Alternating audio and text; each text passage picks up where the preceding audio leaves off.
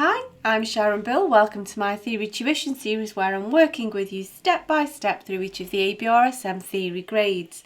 There are lots of resources available to help you on my website. If you go to sharonbill.com, you'll find some free PDF information sheets and you can download those in US letter or A4 to accompany each step of this series.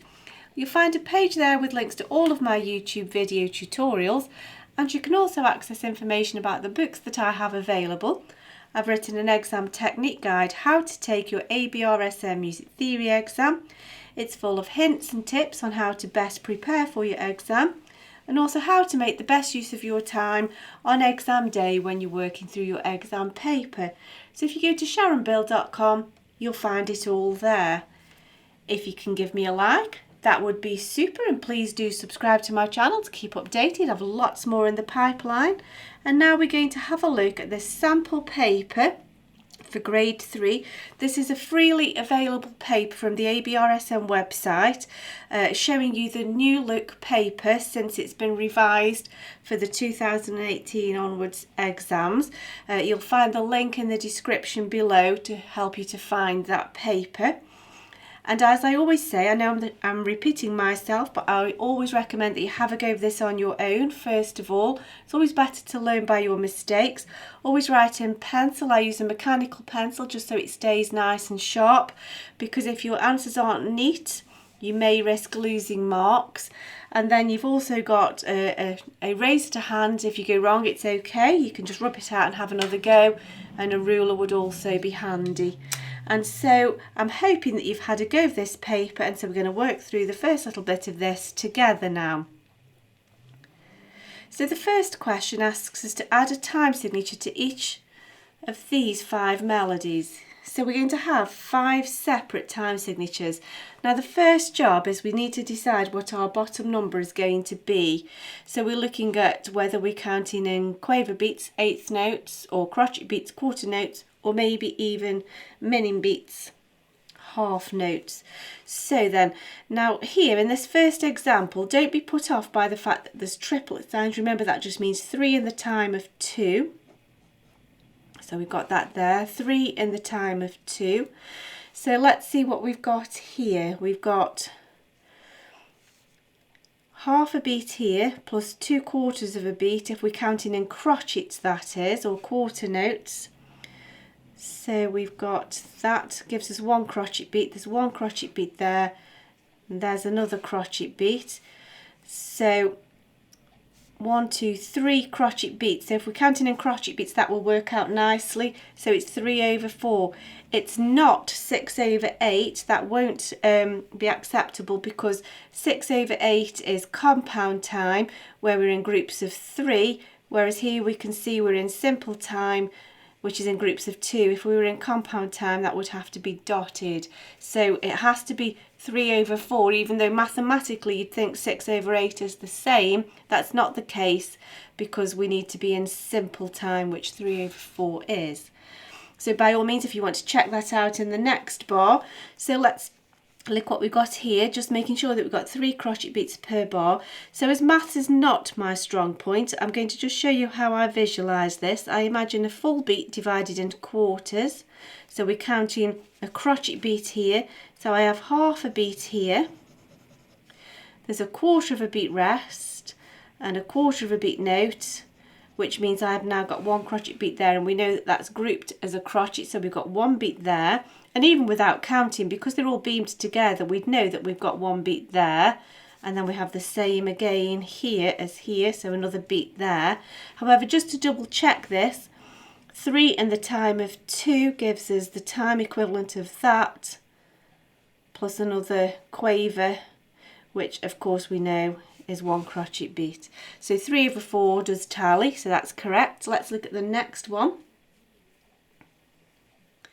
So here, I think if we just glance ahead, this bit here particularly shows us that we're in compound time, and we can also see they've got 1, 2, 3 quaver beats, 1.5, 2, 3 quaver beats. So we're counting in compound time, and we've got 1, 2, 3, 4, 5, 6 quaver beats per bar. So we've got 1, 2, 3 quaver beats, because that divides into 2 quaver beats or eighth notes. There's those 2 semis make a quaver, 2 16th notes make an eighth note. So 1, 2, 3. We've got 1.5 beats there. That half of a quaver, that's semi-quaver worth of a dot, and that semi-quaver there gives us a quaver beat. So we've got 1 quaver beat there, 1 quaver beat there, 1 quaver beat there. We can see 1, 2, 3, 4, 5, 6 over 8. So that's that one. So again, although mathematically that's the same as 3, 4, it would not be correct as 3 crochet beats per bar because it's incorrectly grouped. We need to show that we're in compound time here, whereas we're in simple time here. Let's have a look at the next one.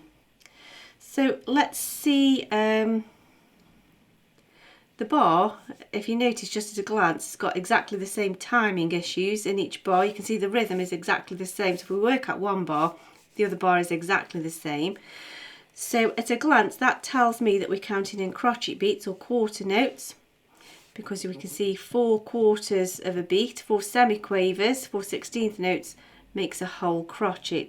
So we've got 1 crochet beat here, the dot makes half, with the inclusion of this half a beat here, that gives us another beat. So 1.5, there's 2 beats, 3 beats, and then again a triplet sign just means 3 in the time of 2, which again gives us 1 crochet beat. So 1, 2, 3, 4 crochet beats, and then we have exactly the same rhythm there.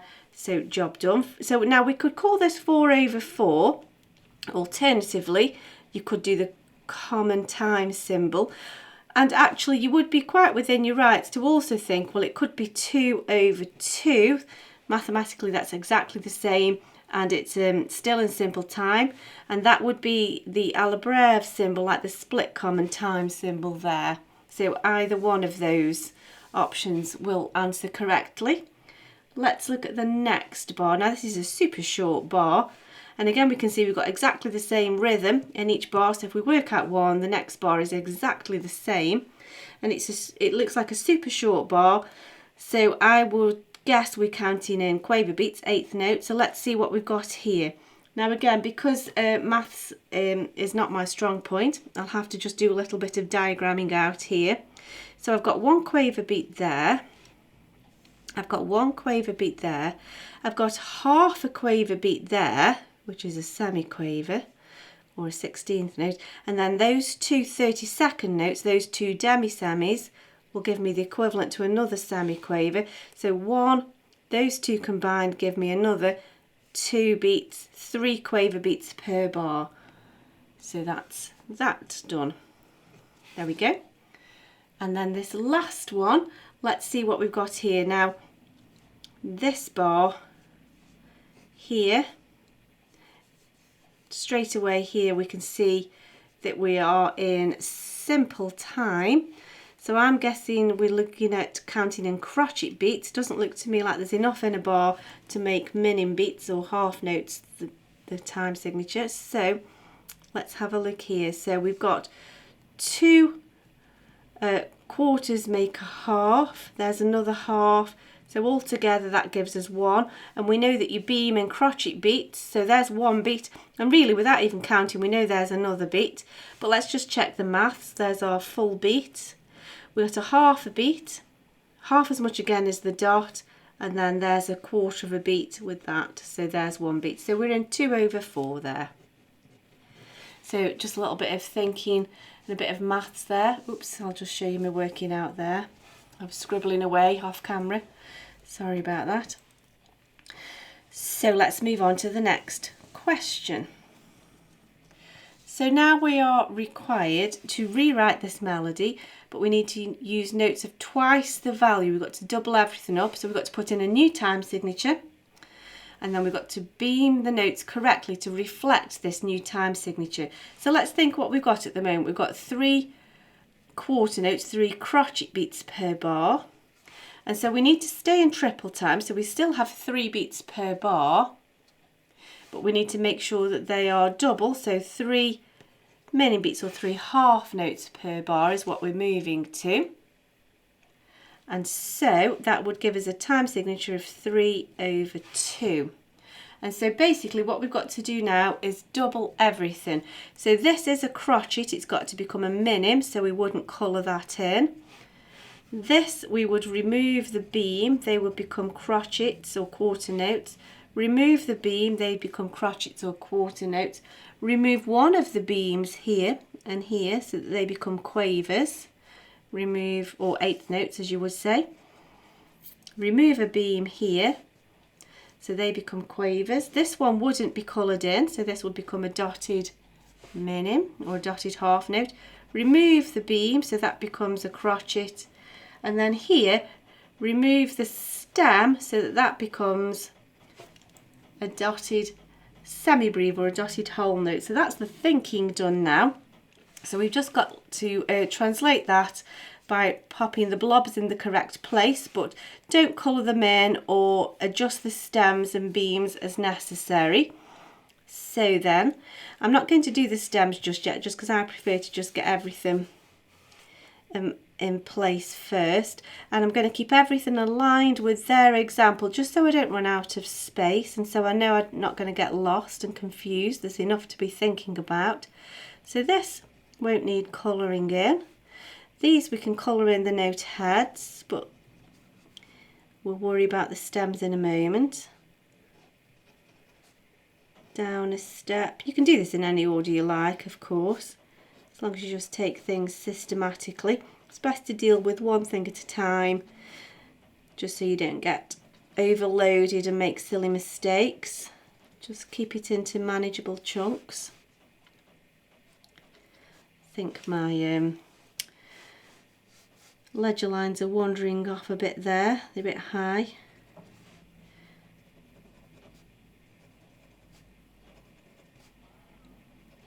So I don't colour this one in, do colour this one in, don't colour this one in. There we go. So this one will have a stem. These will all have stems but no beam,